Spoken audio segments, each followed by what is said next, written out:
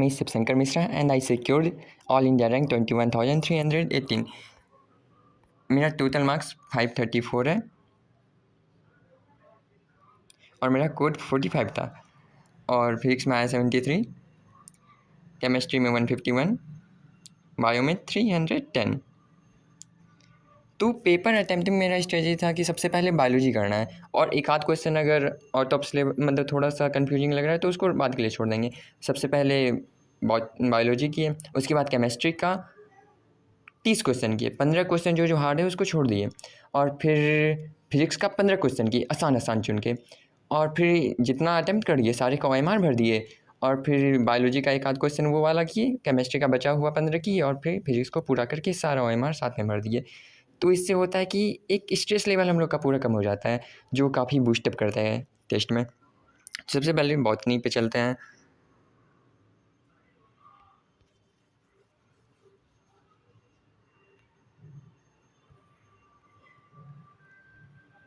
हम लोग को 1:55 में पेपर मिला था और 2:10 से स्टार्ट किए थे बॉटनी।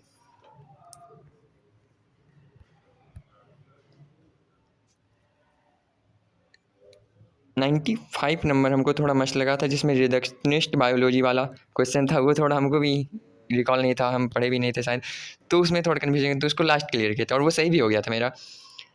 95 के बाद हमको सीधा 109 में कन्फ्यूजन हुआ था और जो घेरा है उसको हम बाद के लिए रख दिए थे। मेरा टोटल बायोलॉजी में 28 घेरा हुआ और लास्ट में सारे को अटैम्प्ट कर दिए, मेरा बायोलॉजी पूरा अटैम्प्ट हुआ तो 28 घेरा था। फिर भी मतलब हड़बड़ाना नहीं होता और पूरा करते चला जाना है, तो जो घेरा नहीं है उसको करते चले गए। फिर 109 में हमको थोड़ा कन्फ्यूजन हुआ, 109 उसका थोड़ा लैंग्वेज अच्छा लगा और ऑप्शन भी थोड़ा न्यू था। इस साइको जो सिलोमेट स्पॉन्जो सिलोमेट पढ़े, ये दोनों तो स्टेटमेंट, ये दोनों वाला ऑप्शन नहीं पढ़े थे, तो इसमें हम थोड़ा सा दिमाग लगाया तो पता चला कि हाँ सीधो सिलोमेट हो सकता है और ये सिलोमेट तो एलिमिनेट हो गया और थोड़ा मोड़ा सीधो सिलोमेट की तरफ इशारा कर रहा था, तो ये वाला हो गया। 109 के बाद 115 ये सारा बनती चला गया, 110 ये सब बनती चला गया,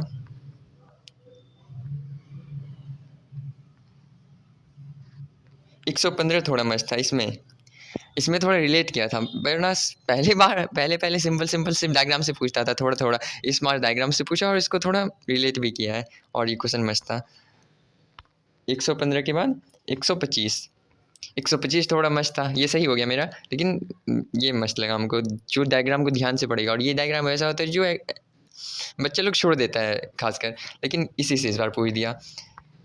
फिर ये वाला डायग्राम, इसमें थोड़ा कन्फ्यूजन हो गया, ये मेरा गलत हो गया, लेकिन हम इसको 2-3 बार पढ़े थे, लेकिन थोड़ा कन्फ्यूजन हो गया था एग्जाम में हड़बड़ी में, तो हड़बड़ी नहीं करना। फिर उसके बाद 125 126 फिर सीधा 152 पे थोड़ा हुआ था हमको, ये सारा होते चला गया और जो घेरा है वो हम बाद में किए थे। 152 हमको थोड़ा मस्त लगा। हम जब इसको पहली बार देखे तो हमको लगा मेरिट सेटिंग क्वेश्चन है। विपिन सर से हम पढ़े थे तो सर बोले थे पेडिग्री वाला क्वेश्चन 10 साल से नहीं आया, अगर आएगा तो वो मेरिट सेट कर देगा, तो हमको लगा कि भाई ये तो मस्त क्वेश्चन है, तो हम इसको बाद में बनाएंगे। और आसान भी लगा था क्योंकि इसमें थोड़ा कैलकुलेशन नहीं था, मतलब आसान वाला पोर्शन इससे पूछा था, पेडिग्री का हार्ड वर्जन नहीं था ये।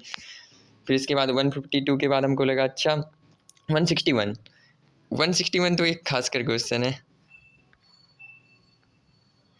161 वाला ध्यान से अगर तुम लोग पढ़े एनसीईआरटी तो एनसीईआरटी का एक क्वेश्चन ही पूछा है, यही क्वेश्चन है वो एनसीईआरटी का, एनसीईआरटी में दिया हुआ नहीं है डायरेक्ट, लेकिन उसमें क्वेश्चन पूछा है कि बताओ इंसुलिन ऑरली क्यों नहीं लेते हैं।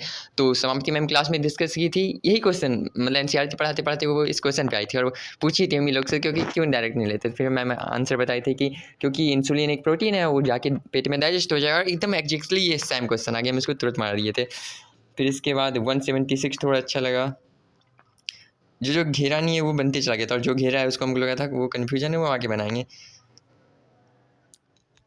176 हाँ ये वाला क्वेश्चन, ट्विंस आर बॉर्न, ये थोड़ा हमको कन्फ्यूजन लगा, ट्विंस का हम थोड़ा रिवीजन नहीं किया था, हमको वो लगा था आउट ऑफ से, लेकिन वो आ गया ट्विंस वाला, तो पढ़ के जाना।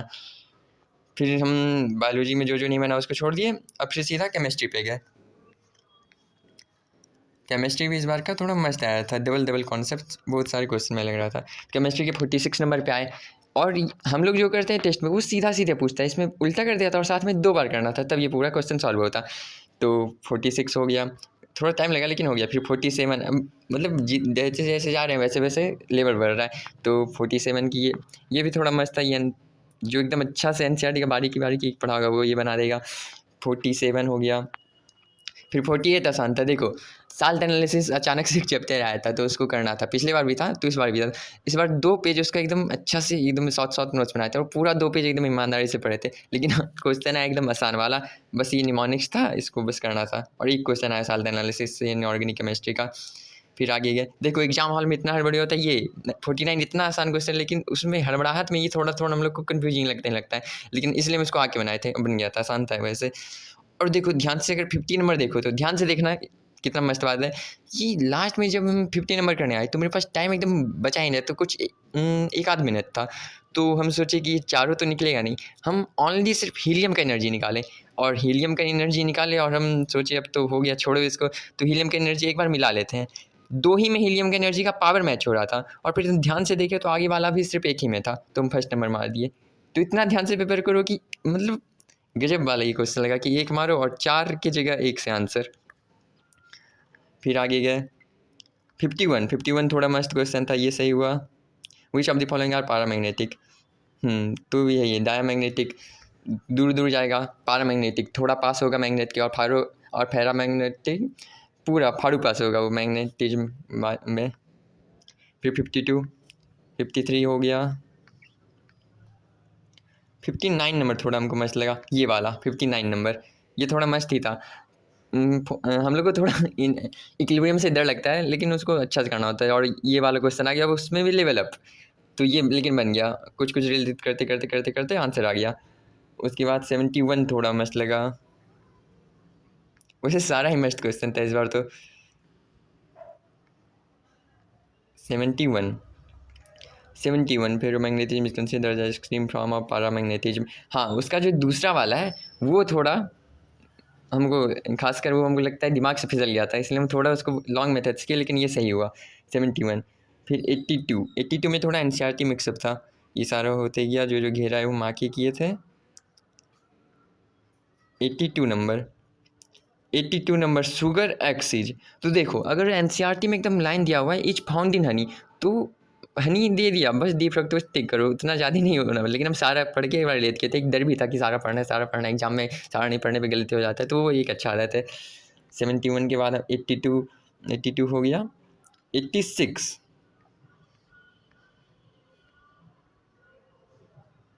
86 ये थोड़ा मस्त क्वेश्चन था, लेवल अप 86 वाला। तो इसको हम बनाने का कोशिश के लिए, लेकिन ये गलत हो गया था और हम पूरा ही गलत मार दिए थे, 6 मार दिए थे।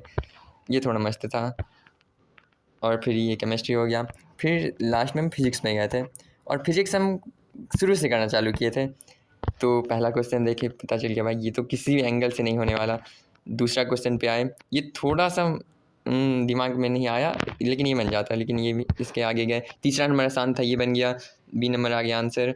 चौथा छोड़े, पाँचवा किए। पाँचवा देखो, पाँचवा करते करते मेरा अंगूठा लगवाने आ गया। हम आधा बीच में बना रहे थे और बोला अंगूठा लगाओ, उसको बीच से पूरा माइंड हटा के फिर अंगूठा लगा, फिर वो बन गया, लेकिन सही सही टाइम भी बच गया। 6 नंबर देखो, 6 नंबर पे एमआर सर इतना ज़्यादा क्वेश्चन करवाए थे कि ये बनना ही था, चाहे जितना हार्ड हो जाए, तो ये पूरा एक एक करके बना ही दिए थे। फिर 7 नंबर थोड़ा आउट ऑफ बॉक्स लगा तो इसको छोड़ दिए। 8 नंबर देखो, हम कर रहे थे A+B वाले तरीके से, लेकिन इससे हम अचानक से अटक गए। तो जैसे अटके हम उस वाले मेथड से इसको निकाल दिए। यही होता है कि एकदम अच्छा से पढ़ो कि अगर एक से अटक जाओ तो दूसरे वाले से जुगाड़ करके बना लो। फिर 9 नंबर भी आसान, 9 नंबर बन गया। 11 नंबर में थोड़ा हम कन्फ्यूजन हुआ तो इसको छोड़ के आगे बढ़े, लेकिन लास्ट में इसके लिए टाइम नहीं बचा, वरना ही बन जाता। 11 नंबर आसान था, कूदो कॉन्सेप्ट से ये बन गया। एमआर सर का कूदो कॉन्सेप्ट वाला तरीका यूज हो गया इसमें। फिर 12 नंबर हो गया। 13 नंबर थोड़ा कन्फ्यूजन लगा तो इसको छोड़ दिए,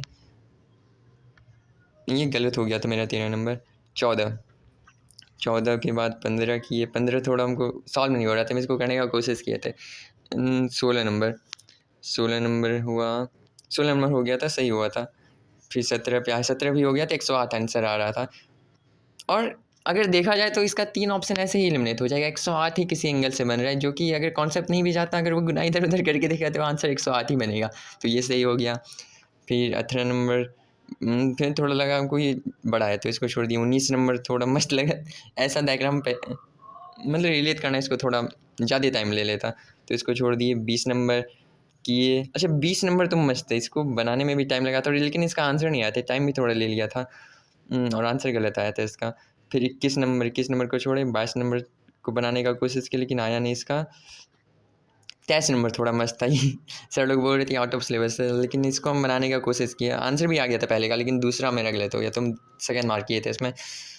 और ध्यान से देखो 24 नंबर क्वेश्चन, ध्यान से देखना, इल्यूमिनेशन मेथड कितना काम आता है। अगर ये क्वेश्चन जिसको नहीं आता है वो आराम से अपना यूनिट डायमेंशन से इसको निकाल लेगा। हम थोड़ा एक लेटर गलत पढ़ लिए थे तो मेरा गलती होगी, लेकिन यूनिट डायमेंशन से ही बन जाता है और इसका आंसर सही आ जाता है। अल्फा बीटा गामा और डेल्स को रिलेट कर, देखो हम ऊपर रिलेट भी किए थे, मैं इसी तरीके से बना रहे थे, लेकिन हम एक अक्षर गलत पढ़े थे। वो लास्ट का टाइम था ना, तो पूरा हड़बड़ाई में थे, तो ठीक है उतना हड़बड़ी नहीं हो रहा होता। चलो 24 नंबर ऐसे बनाना था यूनिट डायमेंशन से। फिर 25 नंबर का सही हुआ, ये थोड़ा मस्त था, जो कि बार बार हमको लगता था अगर इससे आ गया तो इससे आ गया तो। ये होता है एक लिस्ट पोर्शन की, इस पे बच्चा लोग ज़्यादा ध्यान नहीं देता, लेकिन इस बार इससे क्वेश्चन आया है। देखो कि हर एक टॉपिक को हम लोग को पढ़ना है ध्यान से, और इसको हम थोड़ा दो तीन बार किए थे, तो ये सही हुआ। फिर 26 नंबर थोड़ा मस्त लगा। NCERT, देखो NCERT का कुछ चीज़ तो आया है, तो NCERT एक बार पढ़ना होता है ज़्यादा। फिजिक्स का NCERT ज़्यादा नहीं, फिजिक्स का ज़्यादातर हम लोग को सर के नोट्स पे निर्भर होना होता है, और DPP और क्वेश्चन ज़्यादा करना होता है। NCERT से एक आध क्वेश्चन नहीं आता, ज़्यादा तो न्यूमेरिकल ही है। फिर 27 नंबर बन गया, ये थोड़ा मस्त था लेकिन बन गया। फिर 28 हो गया, ये आसान था। फिर 30 नंबर गलत हुआ मेरा, ये थोड़ा सा हम दूसरा वाले में गलत रिलेट कर लिए थे। 31 नंबर हो गया। 32, ये बॉडी वेट्स 48 न्यूटन, ये हो गया था। 33 नंबर। फिर लास्ट में 34, 35 और 36 हमको थोड़ा गजब लगा कि बन ही नहीं रहा था। मैं इसको बनाने का कोशिश नहीं किया था, लेकिन अलग ही कॉन्सेप्ट लग रहा था, जो हम लोग क्लास में डायरेक्ट करते हैं उससे ये अलग हटके था, तो इसको छोड़ दिए थे। फिर 30 नंबर कर दिया था आसान से, और 38 नंबर तो देखते ही आंसर पता चल गया, क्योंकि ये इतने हम लोग को इतना बार ये रिलेट होता है और इतना बार ये दिमाग में घुसा रहता है ना, तो ये तो बन जाना था। फिर 39 में आए, 39 में थोड़ा रिलेट नहीं हुआ, वॉल्यूम नहीं रिलेट हुआ अचानक से, तो हम एरिया से कोशिश की लेकिन ये बना नहीं। वॉल्यूम रिलेट हो जाता तो बन जाता। फिर 40 नंबर में हम सोचे इधर से अगर जाएगा तो हो जाएगा, और इधर से भी जाएगा तो हो जाएगा, क्योंकि यहाँ पे ये एक RL है तो हम वहाँ से पार कर दो। हम इसमें 3 नंबर मारे, लेकिन इसका आंसर 2 है, लेकिन वो दोनों मेरा नहीं है। 41 नंबर की है। फिर 42 तो देखो ऐसा सब क्वेश्चन भी आता है एग्जाम में, तो ऐसा नहीं कि सिर्फ हार्ड ही, कुछ आसान भी आता है, और उसको आसान करके थोड़ा एक कॉन्फिडेंस तो बिल्डअप होगा एग्जाम में। देखो 42 नंबर यूनिट डायमेंशन एकदम ईजी क्वेश्चन है, और ये आया था। फिर उसके बाद 43 नंबर देखो इस बार कितना खेला है कि 22.5 डिग्री दिया है, और हम लोग बार बार करते हैं 45 डिग्री को, मतलब कुछ ऐसा डिग्री जिसका वैल्यू हम लोग को बता रहा था, और इस बार 22.5 डिग्री, तो थोड़ा इसमें कन्फ्यूजन हुआ था। फिर 44 नंबर ही बनने वाला था, लेकिन टाइम की वजह से ही नहीं बना पाए थे। फिर 45 नंबर का आंसर आ गया था। फिर सेकेंड राउंड के लिए गया है, सबसे पहले बायोलॉजी को पूरा किए, बायोलॉजी पूरा हो गया। फिर केमिस्ट्री बीच देखो, जैसे कि हम पहले बताए थे कि बायोलॉजी किए, केमिस्ट्री का 30 क्वेश्चन के आसपास किए, फिर फिजिक्स का 15 क्वेश्चन की, फिर OMR भरी। इससे एक कॉन्फिडेंस आता है कि हाँ OMR भरा चुका है, वरना लास्ट में जो OMR को रखा होगा इस बार तो उसका पूरा पैनिकिंग सिचुएशन होगा लास्ट में। तो हम कोशिश करेंगे कि हम सब्जेक्ट स्पेशल का एक वीडियो डालें, जैसे बायोलॉजी का खास, केमिस्ट्री का खास और फिजिक्स का खास। तो यही था पूरा पेपर अटेम्प्टिंग स्ट्रेटेजी, और ये मेरा पेपर अटेम्प्ट हो गया, सिलेक्शन हो गया इस बार, और मेरा अपेयरिंग था ये वाला। तो ठीक है, थैंक यू। और ये देखो हम आके नंबर जोड़े थे, नंबर जोड़ने का वैसे हिम्मत नहीं हो रहा था क्योंकि मेरा भी थोड़ा नंबर कम आया था, तो कम आया ही है वैसे, लेकिन ठीक है सिलेक्शन हो गया। देखो हम यहाँ पे अपना नंबर जोड़े थे, और देखो रफ हम थोड़ा कम ही किए थे। रफ हम ज़्यादा उस पेपर में ही कर दिए थे, थोड़ा मोड़ा हुआ था। बायोलॉजी और केमिस्ट्री में ठीक था, बायोलॉजी में तो सीधा हो गया था, केमिस्ट्री में थोड़ा कैलकुलेशन था ज़्यादा कहीं पे, लेकिन फिजिक्स में वहीं पे हो गया था। तो अपना नंबर जोड़े, मेरा बन रहा था 549, लेकिन 3 क्वेश्चन इधर उधर हुआ, क्योंकि वो हम लोग के हिसाब से तो मतलब जिस कोचिंग में हम PW में हैं तो एक आध क्वेश्चन मेरा इधर उधर हुआ तो हो गया, लेकिन सिलेक्शन हो गया। Thank you.